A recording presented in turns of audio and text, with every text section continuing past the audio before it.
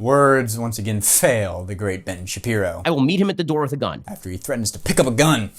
In a video that's now being seen by over 2 million people on Twitter in response to Beto O'Rourke threatening to remove the tax-exempt status of religious institutions if they don't acknowledge the legitimacy of LGBTQ rights and marry gay people or something to that effect.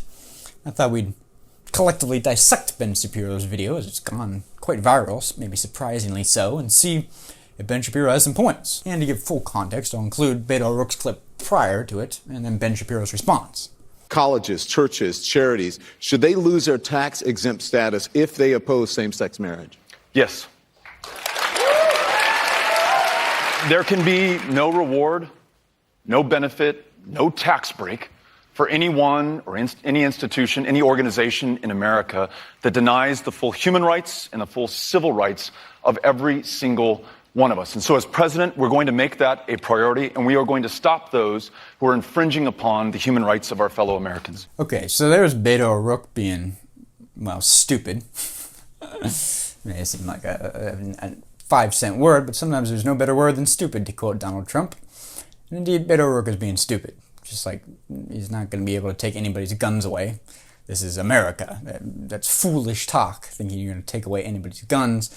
So is removing the tax-exempt status of churches. It's not going to happen. Once again, this is America, and Beto O'Rourke is going to lose on these policies.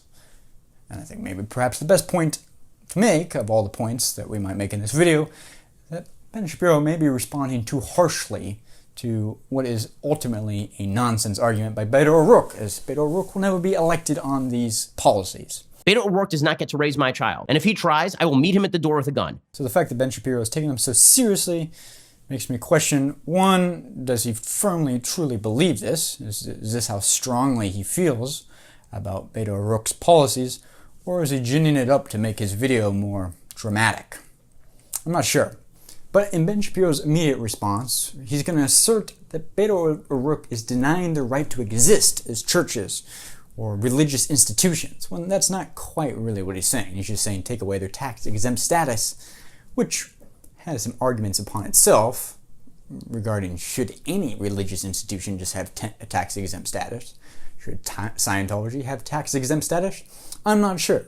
Nonetheless, Beto O'Rourke's not threatening their existence. Upon the human rights of our fellow Americans. Okay, so in other words, if you're a church, you're not infringing on anybody's rights. You're just saying you can't come here for your marriage. Go to the church down the street. You're a religious school. You're saying, listen, you want to learn about gay rights? Go to the public school down the street.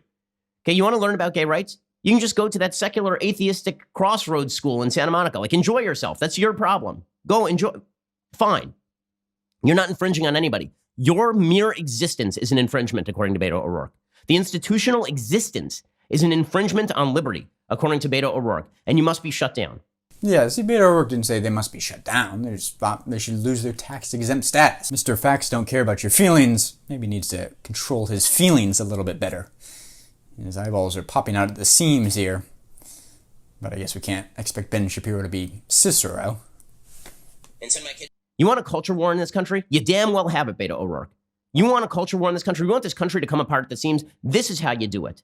Because I promise you, if you come to tell me that you're going to indoctrinate my kids in particular policy and that I can't pull my kid out of the school and send my kid to a school I want to send them to, that I can't go to the church or synagogue that I want to go to. Well, this seems like a bit of a straw man that Ben Shapiro's making. I don't think Beto O'Rourke is promoting forced indoctrination of whatever ideas Ben Shapiro is afraid of. I guess forced indoctrination that LGBTQ people have equal rights as others. Now, you can make a philosophical religious argument that certain religions don't acknowledge gay marriage, but indoctrination is a funny word because we indoctrinate children all the time in our society. We indoctrinate children about how the earth is round or about evolution. We indoctrinate our kids that discrimination is bad, that races and creeds and colors don't matter, that we should judge people by their character, not the color of their skin. These are all beliefs at the end of the day, indoctrinations that we accept as society and that we instill upon our children as a government through public schools. Now, do we take children out and put them in private schools? Yes, but most private schools still, once again, require some oversight as to what they're teaching. You can also homeschool your children, and you usually have quite a large leeway in which to indoctrinate your child any way you want. If you wish to indoctrinate them against thinking vaccines are useful, you may do so. Let's keep watching. Make that national policy, not just that I can't go to the church or synagogue that I want to go to.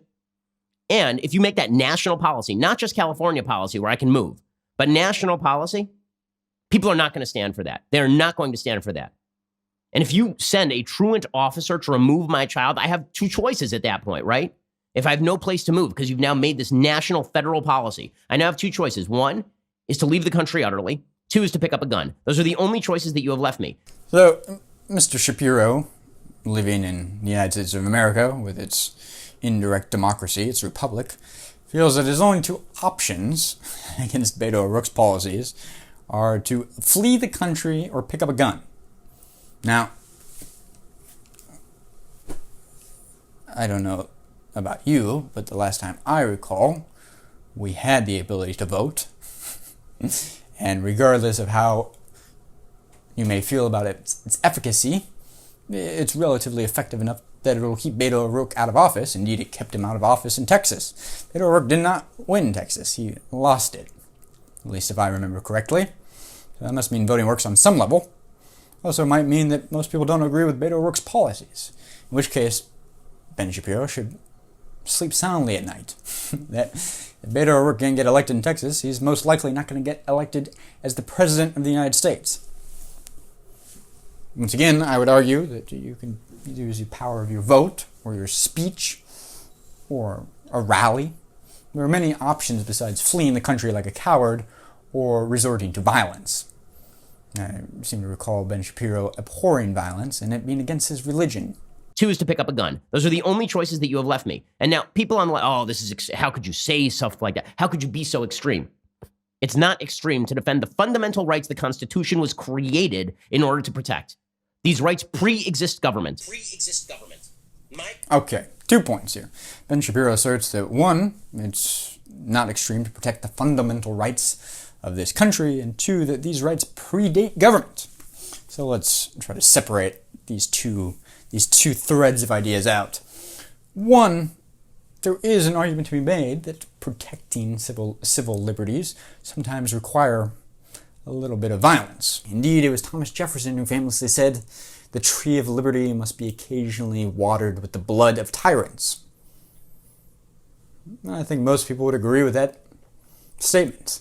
But the other idea is a little more promiscuous. The idea that these rights predate government. He's calling back to this state of nature, this John Lockean idea that all men have certain inalienable rights, as is written in our Declaration of Independence. Now, there are many philosophical debates on this, but you could argue that this idea of fundamental natural rights is indoctrination. It is simply the social compact theory that we have chosen to adhere to form a more perfect union, to form a civilization. We give up some of our positive liberty to enjoy negative liberty. We give up our freedom, our liberty to kill other people at will, to have the freedom to not get killed, to have the liberty of life. These are real philosophical concepts, positive liberty, negative liberty. And you can see how sometimes you give up some liberties to achieve others. And the idea that whatever his rights, the tax-exempt status of churches is some sort of inalienable right, is carved in the Magna Carta itself, I find less convincing. You could argue that ultimately all of our ideas are simply indoctrinations, the things that Ben Shapiro so strongly opposes, indoctrinations. But you could argue even more so that indoctrinations are merely the contemporary mythos of a society, that each century, a society, a government, a people, have a prevailing notion of morals and ethos and beliefs. And these change over time, but there is no true fundamental rule set in stone like the Ten Commandments. But what society has collectively chosen works best to preserve liberty, happiness, life. It's the shifting Overton window that happens throughout history. But let's keep watching. These rights pre-exist government. My right to raise my child in my faith is my right. That is a First Amendment right. There's only one reason the government exists, to protect those rights, not invade those rights. Well, I think most people would agree with Ben Shapiro here. It is the parents' right to raise their children in the religious precepts that they so desire, which is why some Jehovah's Witnesses, when their child is sick, they refuse medical attention to their kid, allowing their kid to die on the hospital bed. We protect these liberties quite seriously in the United States, actually, and give parents basically full reign to indoctrinate their child as a racist or anti-racist, as a bigot or anti-bigot, as somebody who can read or not read. Ultimately, we give great latitude to the ability to parents to teach their kids the things that they want to believe. I don't think anybody is threatening to take that away, and certainly Beto O'Rourke, whatever he may utter out of his dim-witted mouth, is not... Once again, I circle back to the idea that Beto O'Rourke will certainly not get elected on these policies. Even most centrist individuals like myself find Beto O'Rourke outrageous and his just laughable ideas. But this is a straw man argument here. It is my right to raise my child with the moral precept that I find to be beneficial for my child. Beto O'Rourke does not get to raise my child. And if he tries, I will meet him at the door with a gun. That is insane. That is insane. Okay, well, we've really wandered off the path of reason here for a moment. The idea that Beto O'Rourke is going to meet Ben Shapiro at the door to indoctrinate Ben Shapiro's kids is far-fetched, and I think Ben Shapiro realizes that as well. And of course, it's a metaphor that Beto O'Rourke is standing in for the figurehead of the all-encompassing federal government that will dictate the beliefs and ideas that all children must adopt. If he tries to remove my child from my home, well, he's not suggesting that. Where do you think this goes? What do you think the next step is? Well, I think the next step is to vote. That is one of our inalienable rights as U.S. citizens, to vote Beto O'Rourke in or out of office. And I'm pretty confident he has been voted not into office and will continue to not be voted into office. And so, with that, I wonder, ultimately, slightly philosophically, why Ben Shapiro is so worked up about this idea. This idea that attacks the tax-exempt status of religious institutions in the United States. In particular, this idea that facts don't care about your feelings. Now, arguably, the facts of the matter are that religion does not exist. That God is created in man's image, not man created in God's image. In fact, the facts are much stronger in the idea of some sort of agnostic deism than they are in any sort of monotheistic, strict, institutionalized religion. But we can say that for another time. Thanks for watching. Hopefully you found this interesting. I'm shocked at how viral this video went. Ben Shapiro, for all his cleverness in speaking, Ben Shapiro is like one of those vanilla wafers of public speaking. Looks so sweet and tantalizing until you break into it and realize it's basically empty. But you could disagree with me.